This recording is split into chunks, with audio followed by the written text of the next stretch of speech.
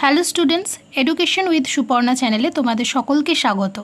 আজকে আমি তোমাদের সাথে শেয়ার করব BA education honours CC14 sixth semester basic concept of educational research এই পেপারটার থেকে 10 মার্কস এবং 5 মার্কসের কিছু প্রশ্ন, যেগুলো তোমাদের সাজেশন হিসেবে ভীষণ সাহায্য করবে। তো চলো প্রশ্নগুলো আমরা দেখে নিই। প্রথম প্রশ্ন, শিক্ষা গবেষণা বলতে কী বোঝো? শিক্ষামূলক গবেষণার প্রকৃতি ও পরিধি লেখো।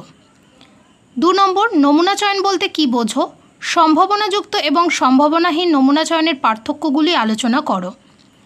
3 নম্বর, সাহিত্য পর্যালোচনা বলতে কী বোঝো? শিক্ষা গবেষণায় সাহিত্য পর্যালোচনার গুরুত্ব লেখো। 4 নম্বর, প্রকল্প কী? শিক্ষা গবেষণায় প্রকল্পের গুরুত্ব আলোচনা করো। 5 নম্বর, উত্তম প্রকল্পের বৈশিষ্ট্যগুলি লেখো। 6 নম্বর, নিঃসম্ভাবনাযুক্ত নমুনা চয়নের ধারণাটি লেখো। এই প্রকার নমুনা চয়নের অন্তর্ভুক্ত বিভিন্ন প্রকারগুলি সংক্ষেপে আলোচনা করো। 7 নম্বর, তথ্যপঞ্জি ও গ্রন্থপঞ্জির মধ্যে পার্থক্যগুলি লেখো। তো এই যে 7টা প্রশ্ন দেখলে, এটা 10 মার্কসের সাজেশন হিসেবে আমি তোমাদের সাথে শেয়ার করলাম। এবারে আমি তোমাদের সাথে শেয়ার করব 5 মার্কসের প্রশ্নগুলো। তো প্রথম প্রশ্ন, গবেষণায় নৈতিকতা কেন গুরুত্বপূর্ণ?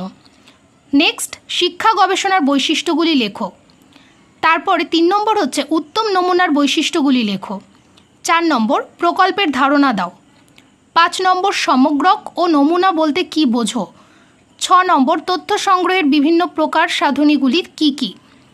7 নম্বর, শিক্ষাক্ষেত্রে গবেষণায় গবেষক কী ধরনের সমস্যার সম্মুখীন হয় তা আলোচনা করো। তো স্টুডেন্টস, আমি তোমাদের সাথে 10 মার্কস এবং 5 মার্কসের প্রশ্নগুলো আমি তোমাদের সাথে শেয়ার করলাম। নেক্সট আরও একটা ভিডিও আমি আপলোড করব, যেখানে তোমাদের আরও কিছু সাজেশন, অর্থাৎ CC14-এর আরও কিছু সাজেশন থাকবে। এর আগে আরও একটা CC14-এর আমি ভিডিও তোমাদের সাথে শেয়ার করেছি, যেখানে তোমাদের শর্ট প্রশ্নের উত্তর এবং প্রশ্ন, অর্থাৎ প্রশ্ন উত্তর আমি তোমাদের সাথে শেয়ার করেছিলাম। তো আজকের আমি সাজেশনের এই ভিডিওটা তোমাদের সাথে শেয়ার করলাম।